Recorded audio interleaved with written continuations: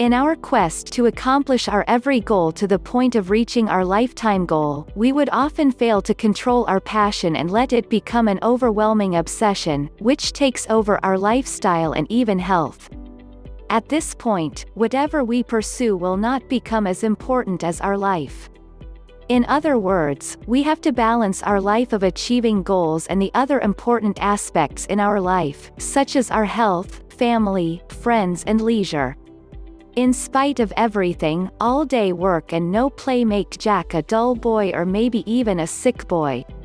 Setting goals in these aspects in our life is as equally important as the other goals we have set out to achieve. By spending less time or effort in these aspects, our progress in work might also be affected.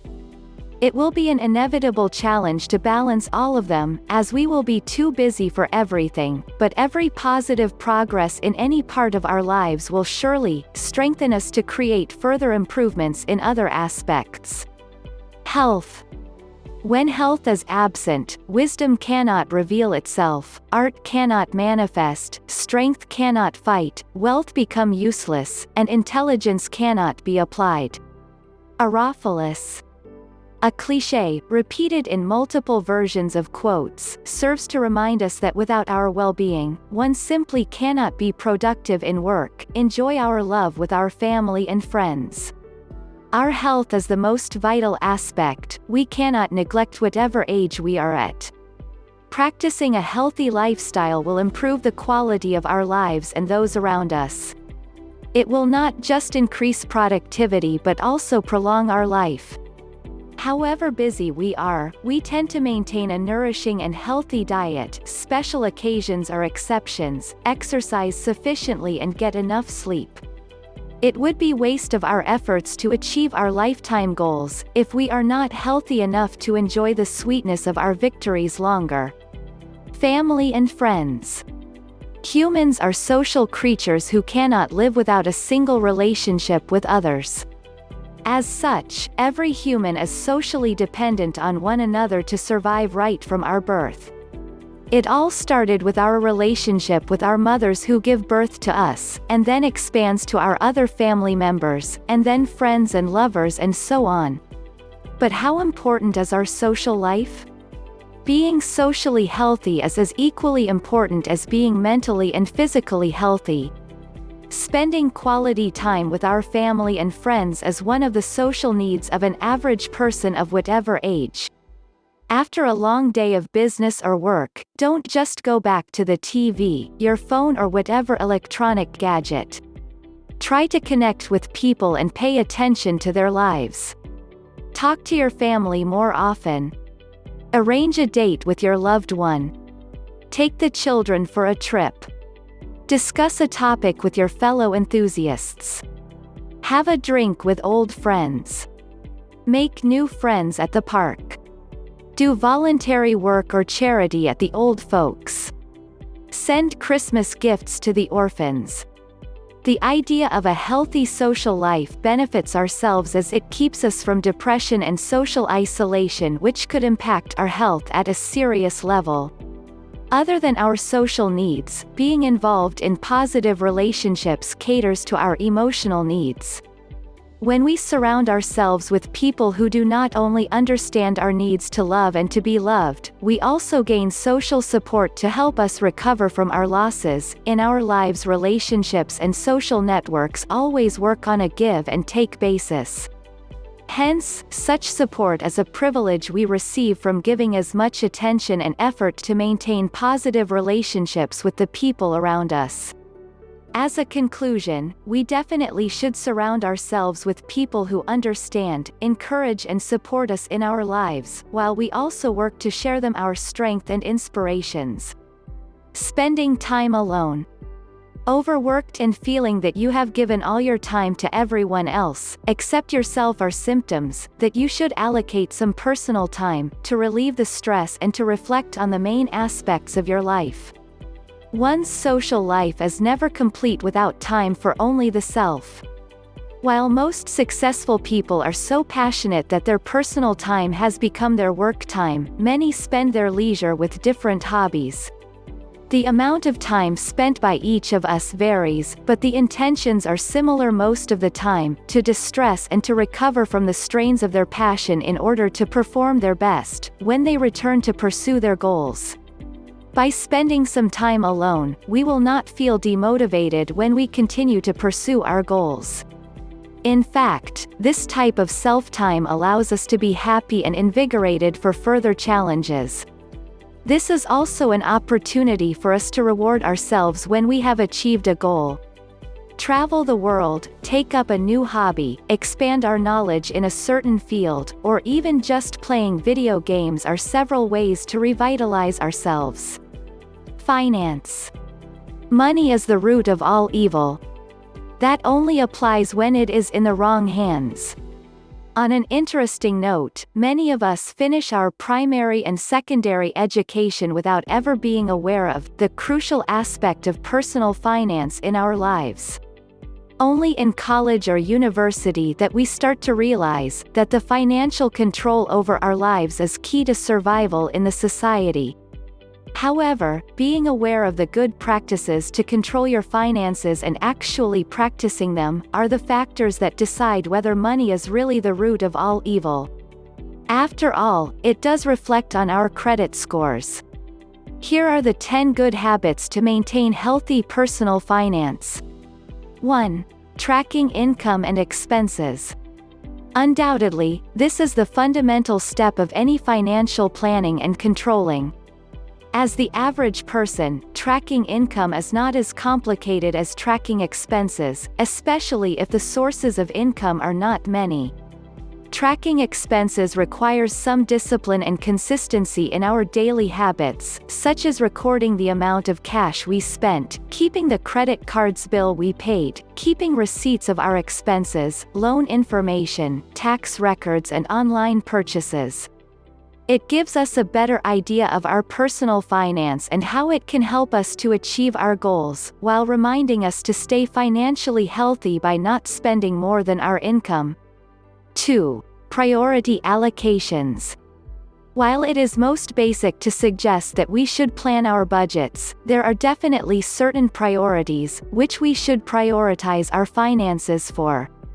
When we receive our paychecks at the end of the month, the first step will always be to allocate these funds to the priorities we set in line with our goals. Such priority funds may be our savings, loans, our children's education, retirement funds and investments. By setting this as the first step of our budget, we can work out how much we have left to spend or to prepare for other necessities. 3. Emergency funds. Other than insurances which can cover certain amount of our losses in accidents, we are advised to keep up to 10% of our monthly income for emergency uses. For instance, having an accident which can keep us away from work means we can utilize these funds which we have already saved up before for our daily expenses.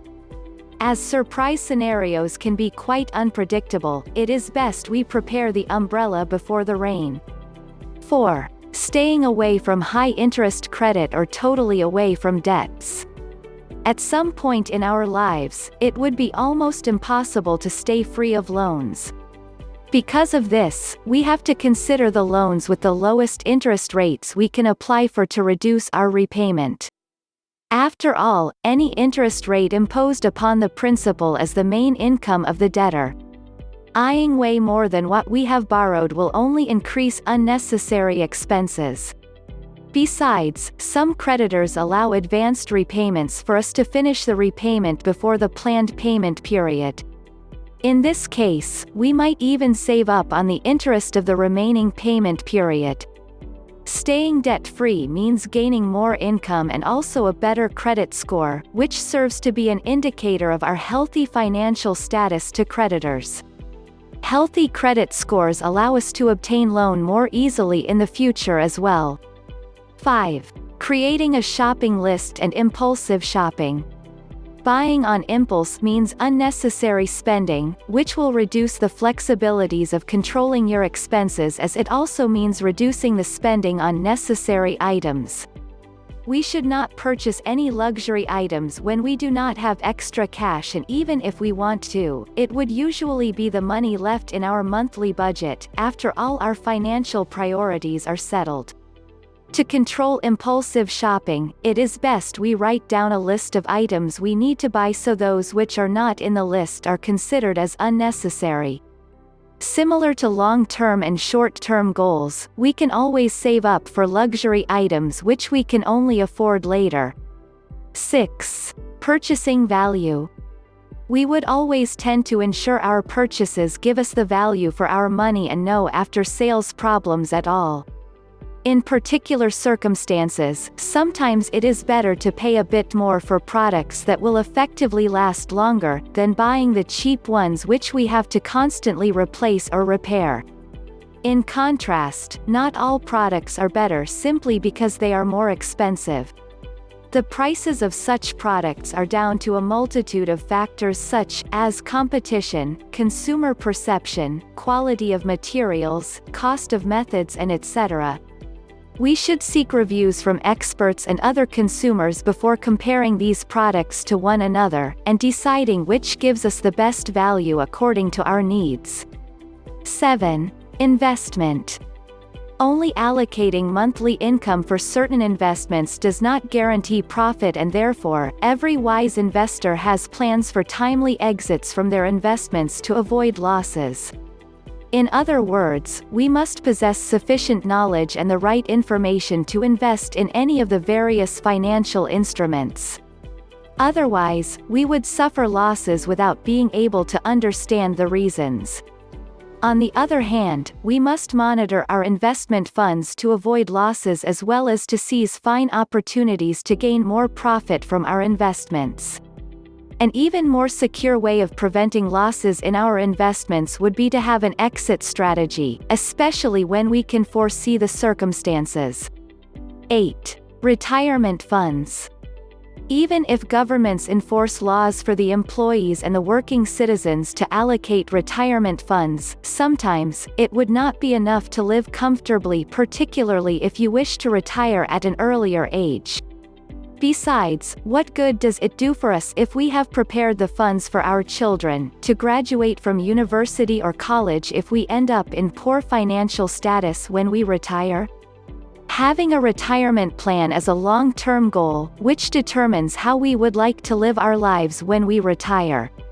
On the contrary, struggling to have such financial ability at retirement age means we have to delay retirement work for a few more years. 9. Consistent raise. Once our income is raised, we should not forget our savings, and investments for our future should also be proportionately raised. For instance, the rate of our savings per month is 20% of our monthly income of $5,000. That translated to $1,000. In the next year onwards, our income is raised to $6,000, and so the savings, based on 20% of $6,000, should be $1,200. In the case where our expenses are not increased in comparison with our income, extra income means more flexibility of utilizing our money. Another way of raising our savings is to increase it from 20% of our income to 25% of our income even when we do not get a pay rise. 10. Analyzing financial condition and improvising the budget. With all the necessary steps taken to manage our financial status, we often overlook the review of our financial performance on a particular time basis. The reviews of our financial status usually are carried out at the end of the year or the month. Such timing is usually to see if our plans were executed well enough to help us. Thank you for watching. Feel free to like and subscribe.